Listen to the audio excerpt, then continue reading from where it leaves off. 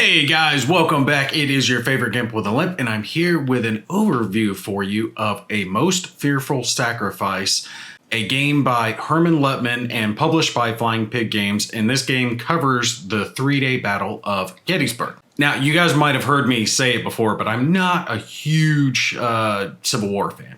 All right, haven't really been all that interested in it. However, this game definitely caught my interest way back when we were covering it. And when its Kickstarter launched, we interviewed Herman Luttman there on Whiskey Charlie. And it had to do with the game system, right? You know, how the game was played. And the system was so intriguing. I was like, I don't really care what the theme is. Whoever's fighting can be fighting. I don't care. I just want to play this game. So, and I have to say, I do need to go ahead and put this up front as a disclaimer. This copy was sent to me by Flying Pig Games, and I definitely appreciate Mark taking the time to send that to me. He was helping cover a mistake that I had made because I thought I had actually bought the game, and it turns out I didn't. When I thought I backed it, I didn't back it. So he was nice enough to send me a copy of the game, just asked me to cover it, which I was going to do anyway. So thank you, Mark. I definitely do appreciate that. But just so you guys know. Now, you'll see pictures in the background. I'm going to be showing little components of the game, and this is going to be followed up by a scenario playthrough. I'm actually going to be playing through scenario 4. It's one of the larger ones. There are a couple of maps for this game. It's pretty big, and I call it a monster game. Because for me, a monster game doesn't have to have thousands upon thousands of counters.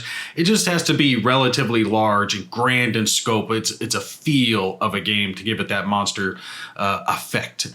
And this one is definitely a monster game for me, especially with its size. Now, it doesn't have thousands of counters. I'd be surprised if it had more than a couple hundred all told with it.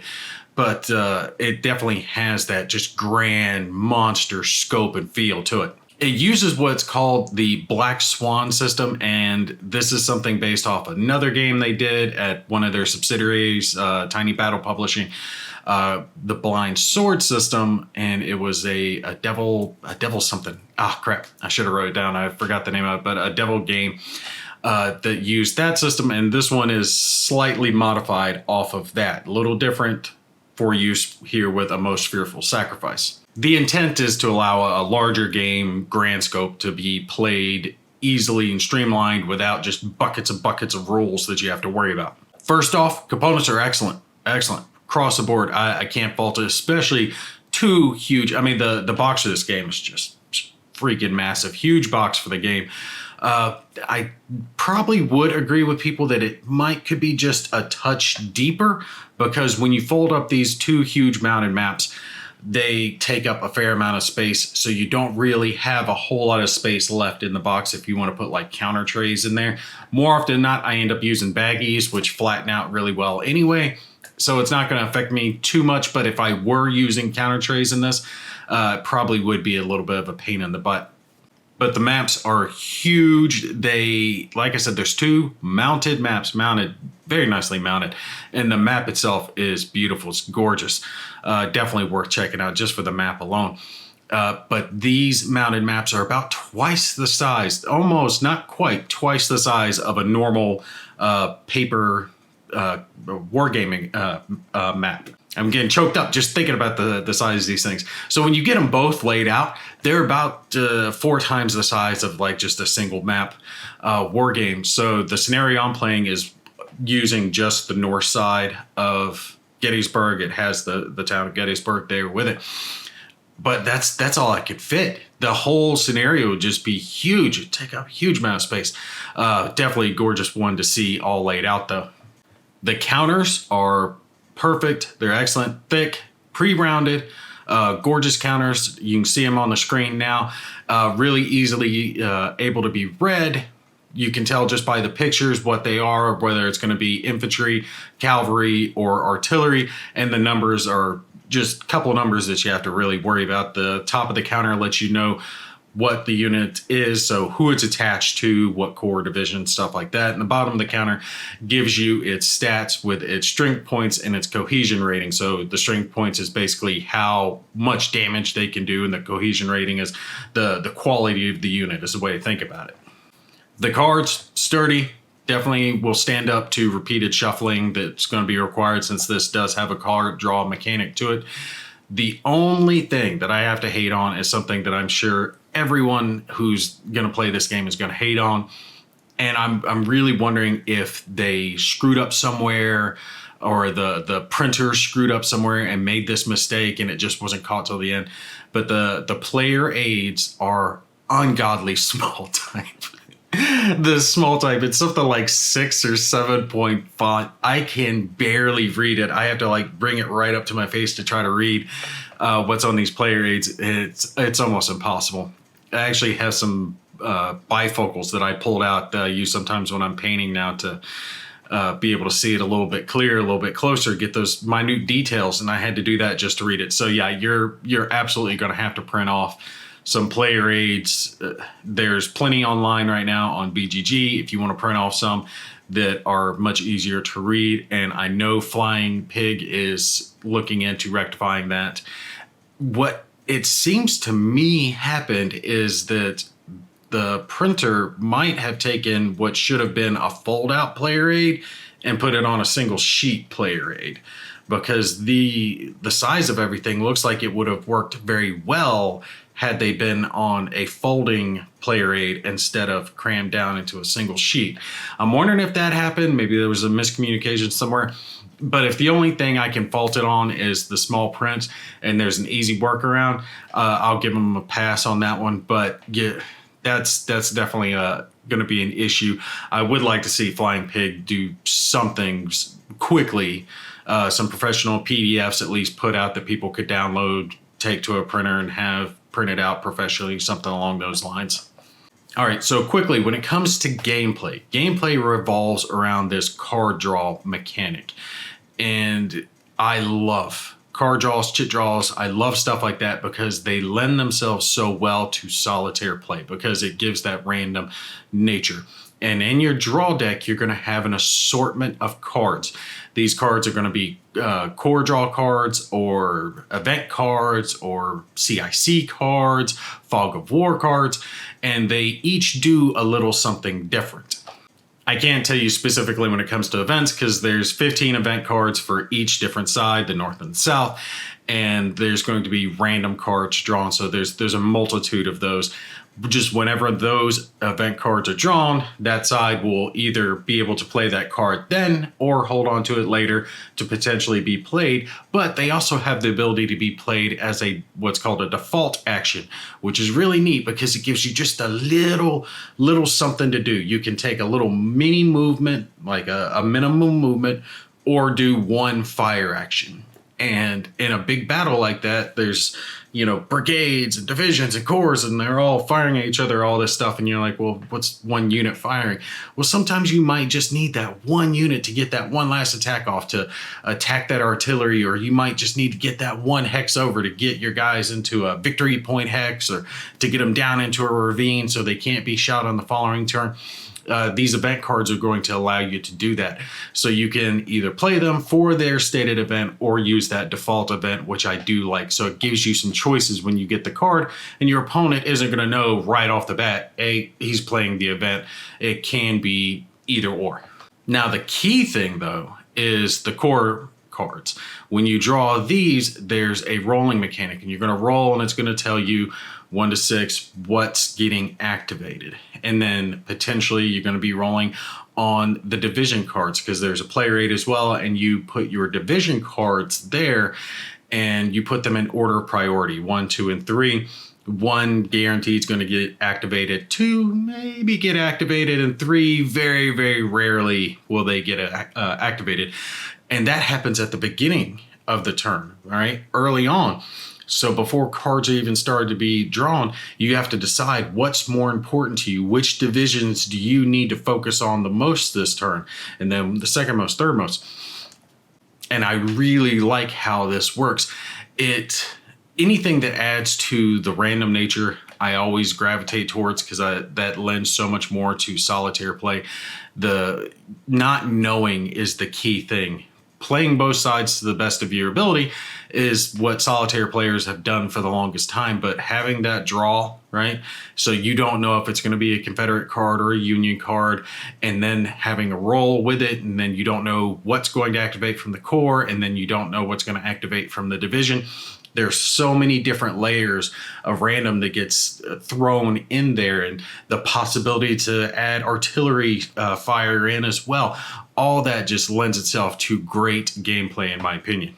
And like I said, I especially like that having to decide your division priority at the beginning of the turn. What's most important to you? You're looking at the battlefield, but we all know battlefields change. Your most important thing at the start isn't going to be your most important thing at the finish. So you have to try to plan out as best as you can. Now, when it comes to combat, I was actually a little confused at this at first because I was looking at the CRT, the combat results table, and I'm like, this doesn't make sense. What the hell? Combat results table, add up your factors, roll the dice, see what column you're on, and that's it. That's the result. Well, this has a two-step process to that changes it up, and I really like this. So when you're making your fire attacks, you're generally going to roll 3 dice. Assault attacks are different, but for fire attacks, you're going to be rolling 3 dice. And every time it'll be these 3 dice, white, black, and red. And the white and the black ones tell you where you are on that CRT. So you can ignore that red die for the initial part of it, and it'll tell you whether you got like no effect or what level on the chart depending on your strength points. Okay, and there's multitudes that like support or cohesive fire, all these other things, but just understand your strength points on the chart. You roll, and then it's between 11 and 66 because you're doing the 2d6 roll on it to see where you are. So once you've got that result though, that's where the red die comes in. And I really like this because that's that cohesive rating of your unit. And depending on choices that you make, like having the unit supported or what type of terrain, stuff like that, if they're shaken, that can affect that cohesive rating. And the higher that rating is, the better the unit is. So the more likely they're going to be able to withstand an attack against them. So you take that red die and you add it to their cohesive rating, and then you compare that to the chart, and that's actually what gives you your result. So there's effectively 2 CRTs. There's the CRT where you get your initial result, and then you compare it against the rating of the unit and that red die. The red die obviously gives you that random factor because no matter how good the unit is, sometimes things go bad. No matter how bad the unit, sometimes things work out for them.